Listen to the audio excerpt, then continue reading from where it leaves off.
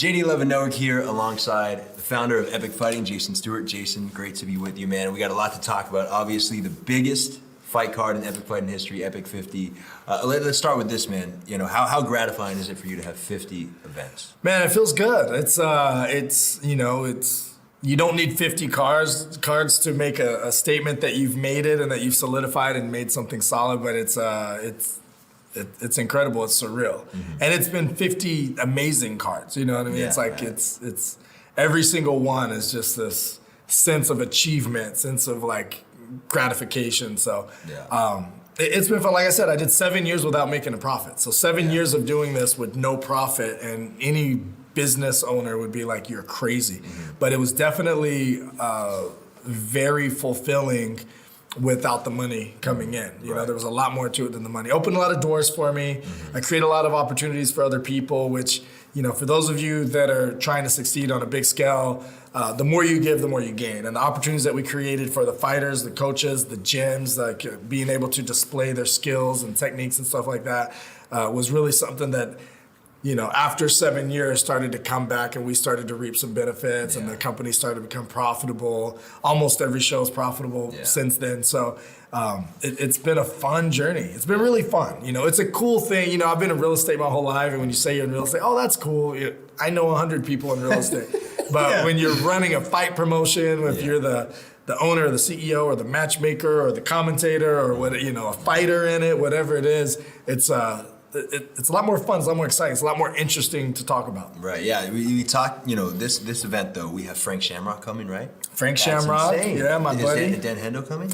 Dan Henderson, I don't know if he's going to make it at this one. He has some other obligations, I think, as of now, but I'm sure he'll be, if he's not at this one, he'll be at one soon. I know we talked about potentially calling a fight. You've done 50 events, you've never called a fight. We're making that happen, right?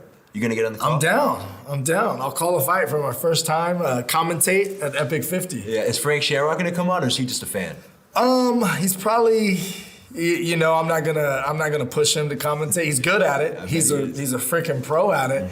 But I told him, just come down, you know, have fun with your family, relax. And if he gets the itch to do it, we'll throw him up there to commentate for sure. Yeah, for sure. You just got a brand new sponsor as well, Wolf of Wardlow. How did that come together? Man, well, you introduced us. Right, Thank you so much. Oh, man. And instantly saw that he was just like, you know, in alignment with everything that we're about, with our company's about, and our values and everything. And so I was really excited. You know, I was just like, I'm not sure what company he has, because he does a bunch of different things that, you know, and he was just like, just throw my general logo up there, we'll make magic happen. And I was like, Man, perfect, you know? As a business owner, you gotta like that. That's pretty simple. He's like, we're jumping in, we're gonna do it. I like what you're doing, you like what I'm doing, and we're excited to team up with him, and we'll figure out how to add value later. And I like that. I'm that type of person. That is dope. I just want to be a part of it. We'll figure out how I can, you know, get a ROI or get the exposure, whatever it is you're trying to get, or create the experience to make my money worth it. You know? That is dope. So he just came and he said, take my fucking money and we'll figure it out. Yep. Yeah, great guy, man. Like instantly, and the way he was talking, like entrepreneurially, as an entrepreneur myself, I was just like, that's interesting. No one's done this. Like, you're doing that. That's cool. And so we had an instant connection there. This guy moves the needle. You'll be happy. But let's talk about some really big news that happened last week. Juliana Miller, obviously Epic Fighting champion, was undefeated in Epic. The best female fighter that we've seen in this promotion thus far. And now she's the Ultimate Fighter. Not only is she the Ultimate Fighter, she's becoming a big time star. She was just interviewed by the C.A.M.O yesterday. She was just on Aero Hawani's show. I mean, she's becoming big. I light up when I think about it. You know, so Juliana came to my house years ago, and we hung out, and then I said, all right, here's, you know, she started telling me, like, you know, my life is like this, and she had all this turmoil and all this uncertainty and all this chaos in her life, and all types of drama had happened from her upbringing up to her young adulthood. And I said, write down 5 goals. And then after she wrote them down, which one stands out the most? And it was be a champion, be a fighter, right? And I said, okay, name 3 things that'll happen if you reach it, 3 things that'll happen if you don't reach it. You know what? Throw some pain on it if you don't, the regret, the you know, the guilt, whatever, and then the empowering feelings of reaching it. So she did that, and then I said, okay, when you go home, write down the vision of the future you. How does she walk? How does she talk? What does she do? Who does she inspire? What does she eat? When does she train? Yeah. I didn't think she was gonna do it. I've done that with a lot of people. And I said, hey, are you still gonna do that? And I was thinking, he probably had enough of this goal rank stuff. And she sent me a little thing that she wrote, and I was like, wow, she took that seriously. And so here we are, and she's freaking, she's the big thing. If you guys don't know, we had like a kind of a hangout day where I had like all this fun stuff planned that day. We were gonna go skateboarding. This was like a couple years ago. And skateboarding, jump off the pier, go to the beach, ride bikes, do calisthenics at the park, like all this fun stuff. We were just hanging out, she's my buddy. And that was the day where she was showing me these skateboard tricks on the longboard that I couldn't do. She was jumping from side to side, and she did the handstand. And then I tried it, and I was like, I feel like I could get as good as you. Sure enough, by the end of the day, we were kind of close. And then now I'm known for doing handstands on skateboards. I passed her up on that. And so props to Juliana Miller for she's the reason I do handstands on skateboards. Yeah, that's good to know. Yeah, I mean, I was talking to Harvey last night, and he said he saw this coming at Epic 28 with her first fight with Epic. This is no surprise to you that she's become this big? It seems a little surreal. Yeah. Because also what I want to throw in is she has minimal pro experience. She's 3-1 going into the UFC, 4 professional fights, and now she's one of the biggest stars in the flyweight division. Yeah, the thing about her is she has a blind, almost ignorant drive. Like all she sees is the goal. And she just knows that there's a lot of good if I can go there, and there's a lot of good things and a lot of improvements on myself and growth that can happen on this journey. And all these other things and the doubts and all these other things, she's almost blindsided by it. Like you have to go through this, and you're gonna have to do this, and this is gonna happen. And she's just like so focused on it. And I think that's what it takes. If you think about it too much, if you overthink, if you're over analytic, if you're so smart that you're analyzing all the pros and cons of every decision, it's paralysis by analysis, It's the people that are just like, and that's all she did. She just put in more hours than most fighters have. Yeah, and it's dope to see, especially with her getting her start at Epic. She's not the only one that's making waves in the MMA community. Josh Wayne Kim, did you know he's fighting the Contender Series in 2 weeks? Him and his brother should have been. They should have been destroying people in the UFC. Those are two of the most talented martial artists out there. They have no holes in their game. I saw them fight, like all-American wrestlers, picking them up to slam them, and they're like knowing they're gonna get slammed, completely calm, setting up the triangle, the old Taekwondo, hit the mat, lock it in, and tap the guy out. Like they haven't had any weaknesses. I'm sure different things have happened in their personal life and their camps or whatever that have maybe diverted them from being there sooner. But yeah, those skills aren't going anywhere. They constantly accumulate. Those are purebred martial artists. I mean, those are coaches that were literally had them doing katas and stuff like that, and like the basic, like when you watch Karate Kid type movies, they're doing those type of drills all the way up. Super high level judo, super high level striking. They can hang with the best in jiu-jitsu. So that's it. That's no surprise. Juliana, because of her work ethic, no surprise. It's really exciting to see these people, that's what I'm talking about. That's the fulfillment. Right. It's like, would they be there if they didn't get, those fights at Epic that catapulted them? There's a lot of promotions out there that aren't quite, what someone needs to get that catapult. Yeah, Epic definitely moves the needle in so many aspects. Going back to Josh Wayne Kim, like you said, a full-blown martial artist, very versatile, his arsenal is crazy. He has a lot of personality too, a lot of market value. He said in an interview, he's going to be bigger than Conor McGregor.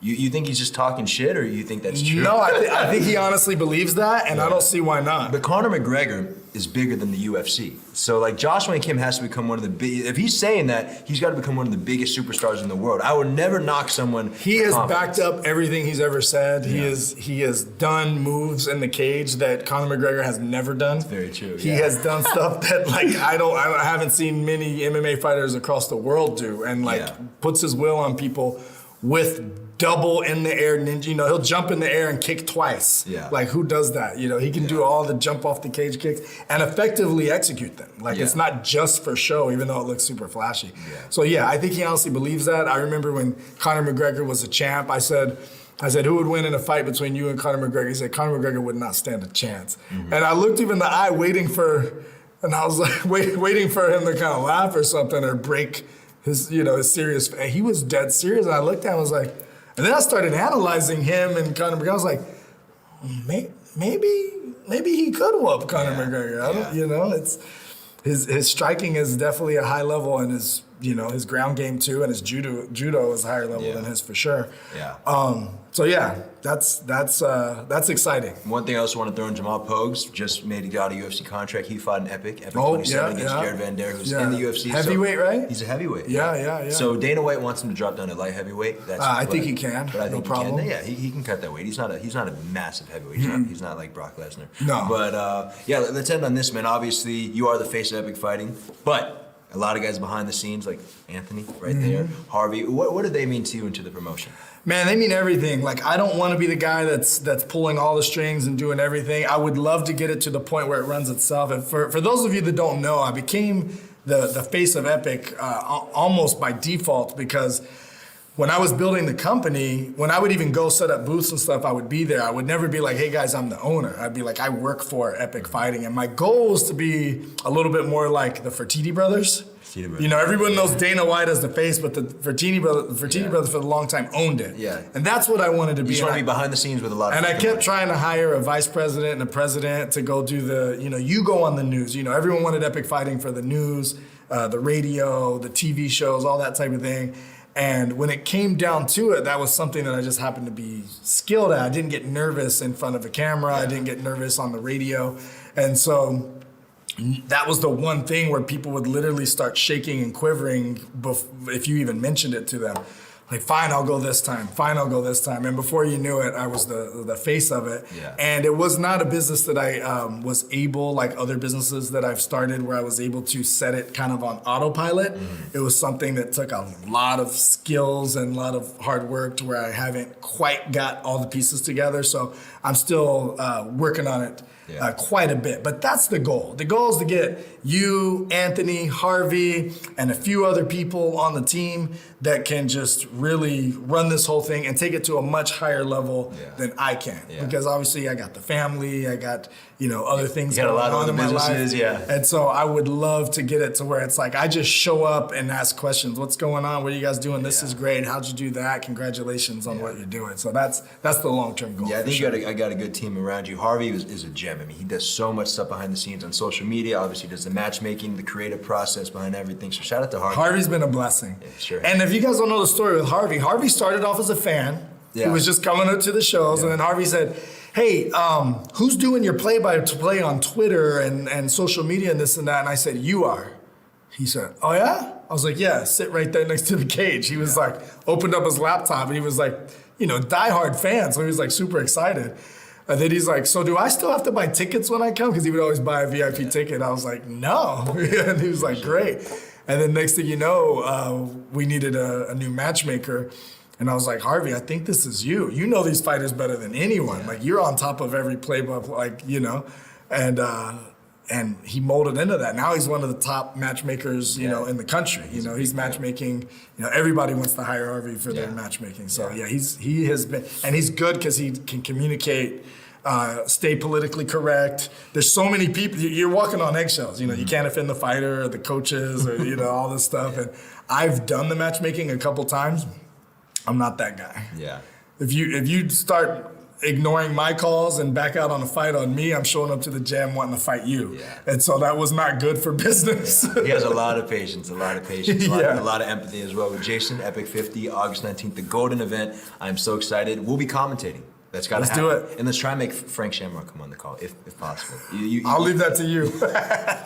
My guy, thank you. All right.